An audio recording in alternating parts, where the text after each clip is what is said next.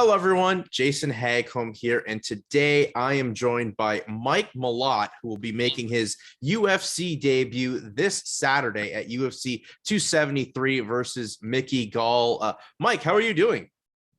Doing great, man. Just laying low, hanging out. About to watch some ADCC trials and having a good time, buddy. How you doing? I'm doing quite well, Mike. I mean, obviously, it's an exciting time for you as you prepare to make your UFC debut, but it's also an exciting time for you and your family. Like, you're making your UFC debut. Your brother just made his NHL debut a few weeks ago with the Winnipeg Jets, and I just got to ask, like, what was it like growing up in that family with such an athletic background where, you're, going to be a pro UFC fighter and your brother's doing big things in the AHL with Manitoba and playing in Winnipeg? Like, what was it like growing up in that family with such a great set of athletes and you and your brother? We were all pretty dedicated growing up. Honestly, probably the most dedicated one growing up was my little sister. She was a competitive figure skater, so she'd like skate before school and after school. But we all kind of quietly had our own goals and dreams and, chase those. Like you said, what's it like growing up with people that are going to be NHL players and UFC fighters? Like, we had no idea. I mean, obviously, I hoped it would happen, and I thought it would, but like, you never know what's going to happen, right? So it was just our parents like encouraged us and pushed us and helped us, but it wasn't like, it was a great environment to grow up in. It wasn't like anything where we were like in a militant like athletic house or anything like that. No, for sure. But I mean, obviously great success for you yourself and obviously your brother, who's leading the Manitoba Moose in goals this season and made his NHL debut, as I said. And you and your brother kind of have, I guess, interesting parallels in the fact that, he went to play in the NCAA, now doing big things in the AHL. You went and, spent some time training in the States and now are getting to compete in the UFC. Yeah, it's funny. Things keep happening kind of like in parallels with us. Or, he was the captain of his Cornell team, and I was one of the coaches at Alpha Male, and he committed to Cornell like the same day or the same week I signed a fight in Bellator. And then he got called up to an up and down deal, like an AHL NHL deal signed with the Jets. The same weekend the same month I got the call for Contender Series. Then he played his preseason NHL game the same weekend I fought in Contender Series, and now like within a month of one another he makes his NHL debut the same week I make my UFC debut. Like, it's pretty cool parallels going on there. It is very cool. But Mike, for you, like, you took some time off from competing in active fighting. Like, you had some fights fall out in 2017. You did a jiu-jitsu match in around 2019. And then what was the decision really to get back into competing in mixed martial arts? Because obviously that decision's paid off, but it'd been a while since you decided to fight back in around 2020. Yeah, I took a few years off competing. I just didn't have the passion for MMA anymore to, really want to compete. And right as I did that, I got a coaching offer from Uriah Faber.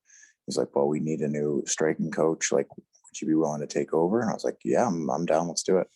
So I started helping a lot of guys with kickboxing, and then right away was in a bunch of UFC fighters' corners. The, third fight I cornered after that role was for the world title with Cody Garbrandt. Like, right away was thrown into cornering big fights. So as far as coaching, I was still heavily involved in MMA, but as far as my own training and competing, I was looking more to go in the way of ADCC rather than UFC. So I competed quite often in jiu-jitsu. I trained jiu-jitsu and wrestling quite heavily. At the time, wrestling was my biggest weakness in martial arts. So I wanted to really become skilled in that area, and then just enjoyed competing in jiu-jitsu. And even when I was at the UFC fights, I didn't really want to be fighting. Like, I was like, dude, I'm not jealous of these guys for the first few. And then like, as time went on, I was like, okay, I really wish this was me. Like, I want to do this again. And seeing guys fight in the UFC that were either lightweight or welterweight, because I was kind of between the two weight classes at the time. I'm like, I can beat these, a lot of these guys. Like, seeing guys fight, I'm like, that guy's in the UFC. Like, I've smoked that guy, or I would smoke that guy, or whatever, and then when the pandemic hit and things slowed down, it's like there's no other distractions. It's just time and thinking. And I'm like, okay, what do I really want out of life? And I made some changes, spending more time at home in Canada, and really wanting to chase MMA, and just kind of, not feeling like I'm wasting any time, making the most of time, and wanting to fight in the UFC was definitely at the top of that list. So I went for it, and happy to be back. But yeah, it was weird taking a few years off competition. I told myself it wouldn't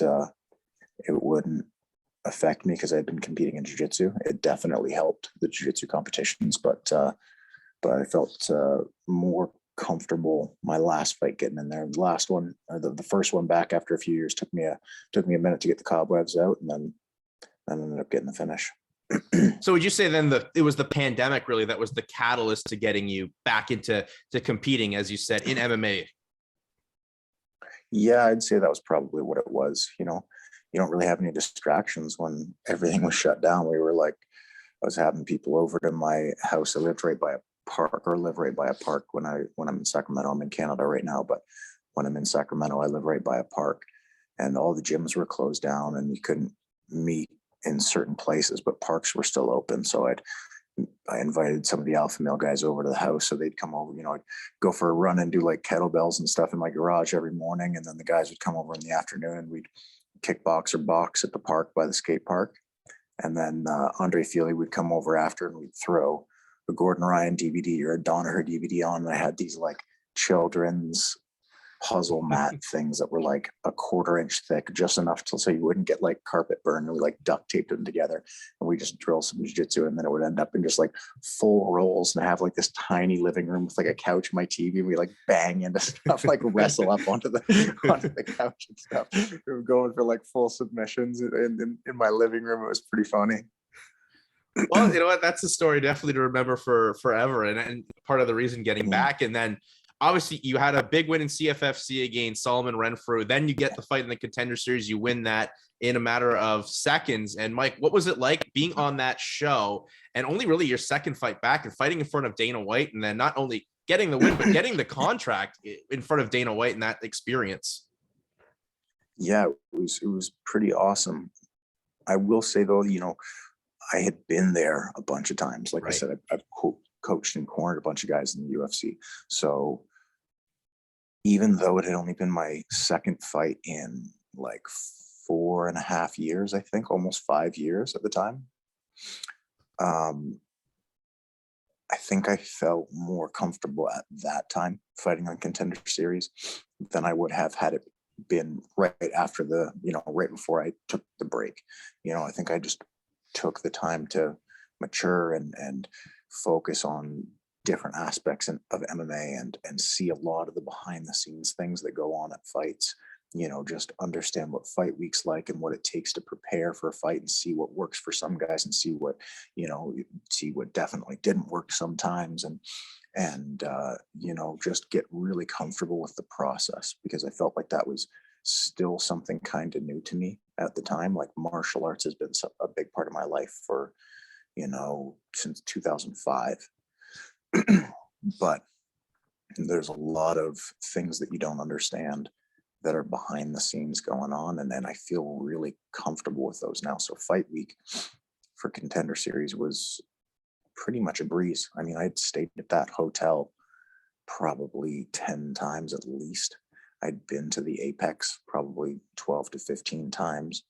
I'd been there coaching other guys on Contender Series. Angelo Trevino, I coached him through the fight week, so I knew what to expect.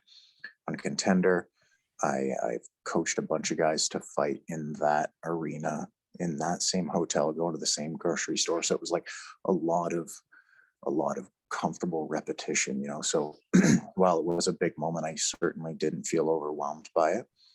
And I'm kind of carrying that into this next fight, in that we're fighting in Jacksonville, Florida, but I've already coached someone in this arena. Like, I coached Song Yadong versus Chito Vera when Song took it on 2 weeks notice, and won by upset.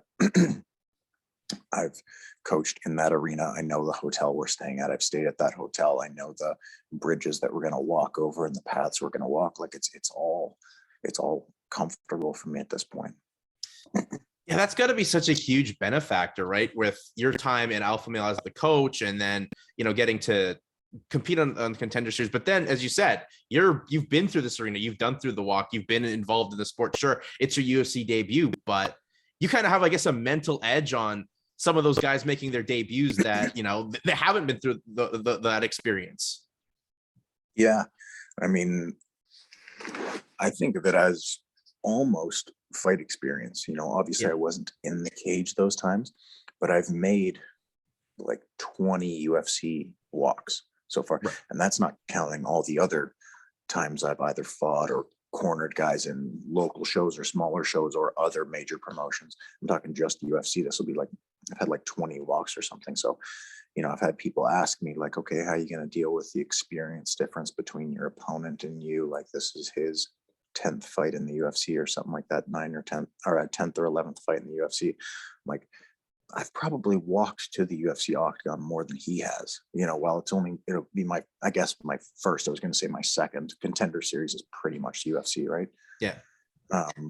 It would really be my second time walking to that cage for me fighting. It's like, I've made that same walk. I know what the back feels like. I know what these things feel like. So I won't be overwhelmed. I'll feel invigorated. I'll feel empowered. I'll feel strong. I'll feel ready to go, Yeah, that's such and the mental side of the game is so important, right? Like if you visualize everything as well too, like you've been there, done that takes a big step. And as you said, your opponent, Mikey Gall, he's a UFC veteran, but and someone that's kind of been up and down in his career. But how excited are you, Mike, that your UFC debut is not only against a veteran in the UFC like Mikey Gall, but you're getting to do it in front of fans, where a lot of guys making their debuts the last few years had to do it at the Apex in front of no one.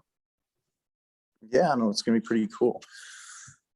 I didn't think I'd get an opponent like Mikey Gall for my first fight. To be honest, I thought it might take, a couple of good highlight finishes to get a veteran, or more than a veteran, but like a really well-known name, right? If you're a fan of the UFC, a lot of people know who this guy is. So I thought it was pretty cool. I thought it showed the UFC believes in me. I thought it showed they're looking to push me. I thought it was them kind of doing me a favor. I think he's definitely not someone to overlook. He's definitely skilled. He has things he's dangerous with. He's got a solid ground game. He's tough on the feet. He doesn't cower away from a fight. He's not a guy who gets hit and gets scared. He'll whether it's the most technical fight or not, he'll be there in the fight the whole time.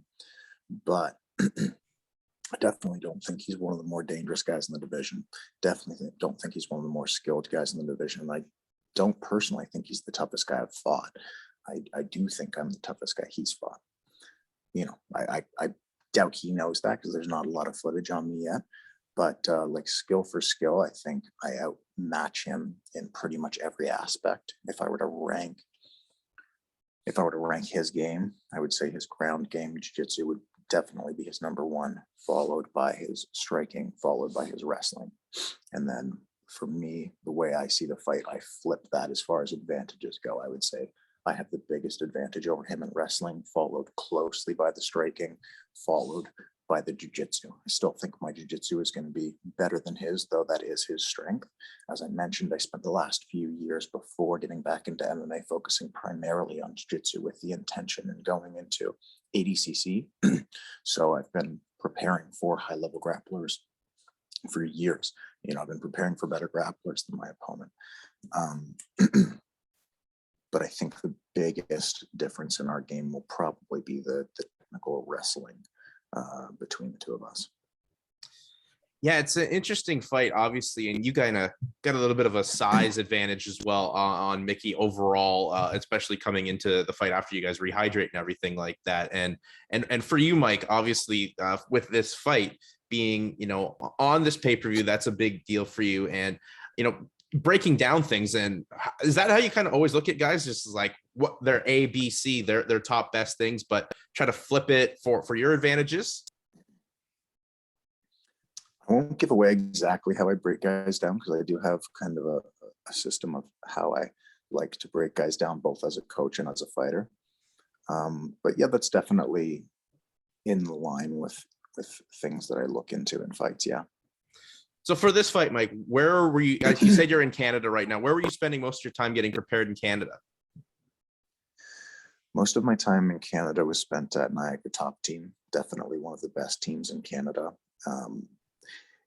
Has a stable of killers, most of which are close to my size. So that's really helpful for me. So I've been spending a lot of time getting ready with Aaron Jeffrey, Anthony Romero, ton of high level pros. Chris Prickett and D Marks run that gym. So D Marks has a bunch of I think he's got like 20 MMA fights. And then Prickett was an Olympic alternate for wrestling, and he'll be cornering me for this fight. He's an Olympic alternate for wrestling, and then he's a brown belt in jiu-jitsu. So he'll be cornering me for this one. He's been working with a lot of high-level fighters. Jasmine Jazdavicius is out of that gym as well. She also won and got signed off Contender Series and made her debut earlier this year.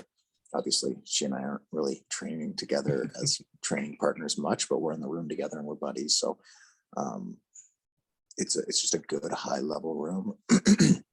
Then I've been getting ready with Ellen Halmajin, who's one of the UFC cut men and is a world-class striking coach. He's coached Glory, Bellator, K1 world champions. You name it in kickboxing, he's coached it. He's coached a bunch of UFC fighters. So it's as far as like the striking aspect of MMA, he's an elite level coach that I've been working with since I was 17. Whenever I'm back in Canada, now I'm going to have him corner me for this one finally. I've been doing my jiu-jitsu with Andre Grambois. He teaches a bit at Niagara Top Team and runs his own gym, Ouroboros Jiu-Jitsu. And then working with a bunch of other people, going to Burlington Training Center once or twice a week to work with Adam Asenza and Paulie Jalbert. Adam Asenza is one of the top lightweights in Canada right now. He's kind of knocking on that UFC door. Then I spent a couple weeks down at Alpha Male and brought Andre Grambois, my jiu-jitsu coach, down with me. So kind of he could see what we're doing down there, and he could make some connections with some fighters down there and coach some guys and help me train while I was down there. And then we could bring some of the things back from Alpha Male and mix everything together and just kind of, get the best of both worlds. And on your time Also from Alpha Male, I'll be having Danny Castillo corner me as well, my head coach from Alpha Male.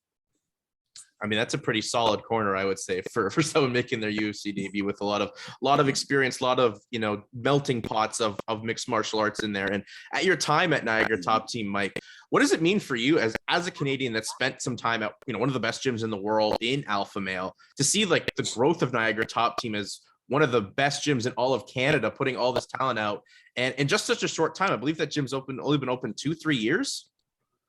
Mm-hmm. It's huge. One of the reasons I moved to Sacramento and trained at Alpha Male is because most of the training around here at the time was spread out. When I was training in Ontario for the 8 months or whatever it was between finishing up at Dalhousie and moving to Sacramento, I was training at like 7 gyms a week. I was training at it was so many different places. There was so much time spent driving, and I didn't feel like I had a home base. I didn't feel like I had a team. It was just kind of like, all right, go to this gym for your jiu-jitsu and this gym for your wrestling and strength conditioning here. And like nothing felt like a team to me. And I thrive in that environment, which Alpha Male is incredible for. Like those guys are my boys. Rest of my life, that's my team. I absolutely love those guys. So starting to feel that in Ontario with Niagara Top Team being like an actual team and just having some consistency and a home base there, and that gym attracting other high level gyms. Like they work with House of Champions, Corellin's gym. They work with Aegis, Lyndon Whitlock's gym, and Lucas Chason's gym. The pros from those gyms come to Niagara Top Team a couple times a week, and same with the guys from Burlington Training Center and Ouroboros Jiu-Jitsu. Like everybody kind of comes to that hub a couple of times a week, 3 times a week, and and so it like brings all that high level stuff, high level fighters together. So we kind of test our games against one another, and then everyone kind of goes back to their own individual gyms and refines based on the feedback you got. We get your ass kicked. So one day it's like, okay, we need to fix something. You go back to your home gym with your coaches, work on that, and then come back the next week, right? So it's pretty cool in that way. And it's got to feel great as well to have like 2 home gyms, one in your home country of Canada and then one, south of the border back out in California. That's great for you, Mike. And it's obviously great for you that you're going to be making your UFC debut in less than a week's time now, this upcoming Saturday at UFC 273. When do you head out, Mike? We fly out Tuesday morning. All right, so pretty soon you'll be out there in lovely Jacksonville, Florida, as you prepare to take on Mikey Gall in your UFC debut. And before I let you go, Mike, plug yourself out there on social media or plug anyone you want to plug, sponsors, whatever it may be. The floor is yours. Yeah, thanks. My Instagram's just michael.malott. It's pretty much the only social media platform I'm active on. Thanks to all the teams that I mentioned. Thanks to my mental coach, Danny Patterson, who's been working with me for years. Thanks to my physiotherapist, chiropractor, Dr. Ed Gray from Endorphins. One other thing I wanted to mention, anyone that's watching this, there's a link in my Instagram bio. My boxing coach, Joey Rodriguez, his daughter was just diagnosed with stage 3 lymphoma cancer. So if you have the time to go onto my Instagram and check the bio, link in my bio, I have a GoFundMe for his family. So if you can either share that or make a donation, that would be greatly appreciated. Yeah, for sure. We'll put that link as well in the description of this when it gets up there on YouTube. But Mike, thank you for your time. Safe trip out to Jacksonville and best of luck come Saturday at UFC 273 against Mikey Gall. Thank you very much. All right, that's Mike Malott, everyone.